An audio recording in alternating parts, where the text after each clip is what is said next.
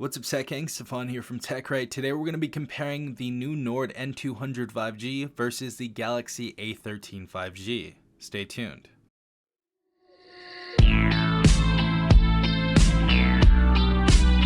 Alright everyone, hopefully you guys are having a good day. Hopefully everyone is safe out there. We have the Galaxy A13 5G on the right side, and we have the N200 5G from OnePlus on the left side right here. Now I want you guys to guess in the comment section down below what phone is going to win. Honestly, I think the results are going to be very surprising, so I think you guys should definitely watch the entire way through. But guess in the comment section before watching this video, what phone do you think is going to win this battle? Now, just getting straight into this, both these phone sizes are going to be 6.5 inches, as you guys see right here. We are going to have a hole punch on the left side on the OnePlus, so I think that looks a lot better than the water droplet right there we got on the A13 5G. The other thing is the Galaxy A13 5G has a 720p screen, a 20:9 aspect ratio, and a 270 ppi, compared to the Nord N200 5G that has a 1080p Full HD Plus display, 20:9, but a great 406 ppi. So we are going to get a much better screen on the N200 5G, and I don't think a lot of people are aware of that, but this display is probably the best display under the Galaxy A52 at Metro by T-Mobile and various other prepaid carriers. Both of these are also going to be IPS LCD, and both of these are also going to be 90 Hz, so we get to use 90 Hz on both these devices, so I'm glad we have those refresh rates. And the screen to body ratio on the N200 5G is 83.23%, and we have about 81% on the A13. Moving on to the internals of these devices, and we actually do have some Geekbench scores on these devices that I'm super excited to talk about right now, and I think you guys are going to be very surprised. But first, talking about the internals before I show you the scores, the N200 5G is going to have a Snapdragon 480 5G. It's going to be an octa-core processor. We're going to have an Adreno 619 in here with 4 GB of RAM, 64 GB of internal storage, and we're going to have Android 11 running out of the box on this. Going to the Galaxy A13 5G, we have the new MediaTek Dimensity 700. This is also going to be an octa-core device. For the GPU, we're going to have a Mali G57, and we're going to have the same 4 GB of RAM and 64 GB of internal storage, as well as Android 11. Now, I do feel like the Snapdragon 480 5G is going to be a better processor, so I know this may be very surprising, but yes, the OnePlus Nord N200 5G wins on both the single core score and the multi-core score. So we got a single core score on the N200 of 482, and on the A13 we got a score of 465.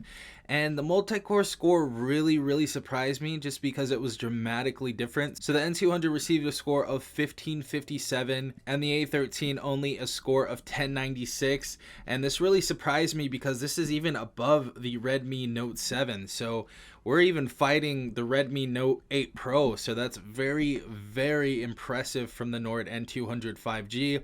And I think we have some very good internals in both these phones, but the N200 5G definitely wins it. As far as the battery capacity, both these devices have a hefty 5000 mAh battery, and I think it's great that they're giving this 5000 mAh battery to so many budget phones. Both these devices also have fast charging. The A13 is going to be 15-watt fast charging, and we actually don't receive a charging brick inside of the box, and the N200 is going to be 18-watt fast charging wired, and we actually do receive a charging brick inside of the box. So N200 is really kicking the A13's butt right now. Now, getting into the camera, the rear camera on the N200 5G, as you guys can see right here, we have a 13 megapixel PDAF for the main. For a secondary camera, we have a 2 megapixel macro, and for a third camera, we have a depth information camera that is 2 megapixels as well.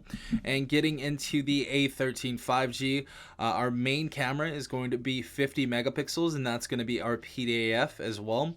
And then we're going to have two 2 megapixel cameras as well, with the same cameras that we have on the N200, one being a macro and one being a depth information camera. So these phones are very similar as far as the camera setup. We'd have more megapixels on the A13 5G, but I thought I'd compare these phones just because they were so similar in these fronts. Same with the internal storage and with the RAM as well. Now, as far as my personal experience on both these devices, I think they stack up pretty nicely next to each other. Honestly, I think the N200 5G does take a little bit better photos, but I think the colors are much more natural on the A13 5G. It seems like the N200 does have some washed out examples sometimes when you're in bad lighting, and the A13 just is a little bit more consistent. But as far as like outside taking photos, the N200 is definitely going to win, and I feel like that's pretty much the environment most photos are taken, or under lights and stuff like that.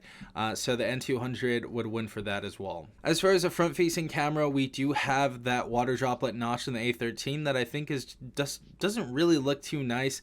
I really like the design on the N200. The N200 is going to be a 16 megapixel front facing camera, and the A13 is only going to be a 5 megapixel. Both of these devices cameras, the rear and the front facing camera, is going to be capable of 1080p 30 frames per second. As far as the weight, both are very, very similar. On the N200, we're going to have a 6.67 ounce phone right here, and we're going to have a 6.88 ounce phone on the A13. So the A13 is going to be a little bit heavier. Now, as far as the build on these devices, I feel like the build on the N200 5G is much more unique, and it looks really nice. I absolutely love the color on this device. It does leave fingerprints, but the A13 does that as well.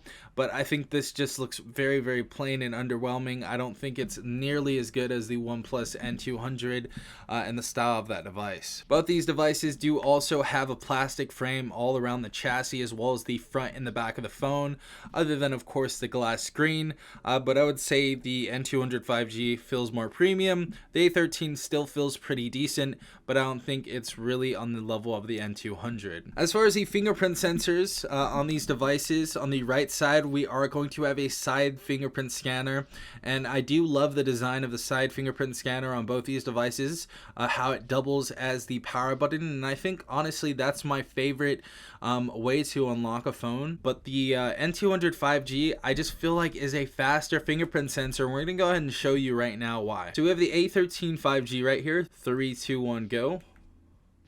So that's pretty quick. But the N200 right here, 3, 2, 1, go. Super, super quick. Also very consistent as well. I noticed with the A13 5G, you'd kind of have to hit it a few times, especially if your thumb is sweaty. 3, 2, 1, go. So it takes a second. 3, 2, 1, go. 3, 2, 1, go. 3, 2, 1, go.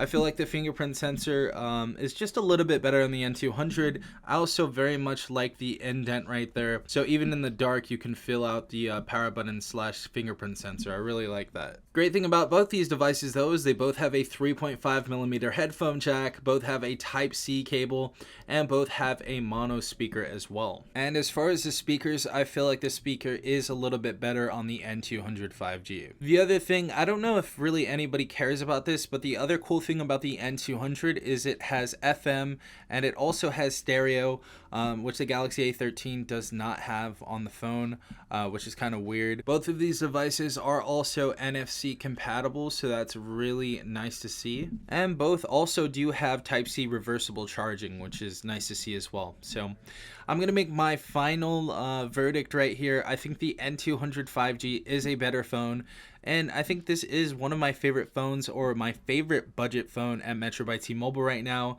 I think my favorite phone in general would be the A52 5G, but if we're going over the budget price tag, I would definitely go with the N200 5G. I actually got this phone 100% free when I activated a new line at Metro by T-Mobile. So you guys can still get this phone for 100% free when you activate a new line, or you guys port in a number. Now going to the A13 5G, you guys are going to get a little bit of a discount, I believe, when you activate a new line. But the thing about the A13 5G is you can get it 100% free if you open up a new number with them, but it's just a little tiny discount with the A13 when you activate a new line. So I feel like as far as the price, the specifications and everything, the N200 5G hands down beats the Galaxy A13 5G. Now, the only other reason I would pick the A13 over the N200 if I were you, if you are used to the Samsung ecosystem and you have peripherals and certain things like that that do work effortlessly with the A13 or any other Samsung device that is Samsung branded, and you just enjoy Samsung better, then I would go with the A13 5G. But if we're just going off of phone specifications, build, and everything else, I would go with the N200 5G. But yeah, guys, hopefully you did enjoy this video. Hopefully this was useful in deciding which phone you would pick up. If you guys did enjoy this video, please leave a like down below as well as subscribing if you're not a part of the Tech Gang already. Also hit the notification bell if you guys want to be notified every time I do upload a new video. This has been Safan from TechRight. Peace out, Tech Gang.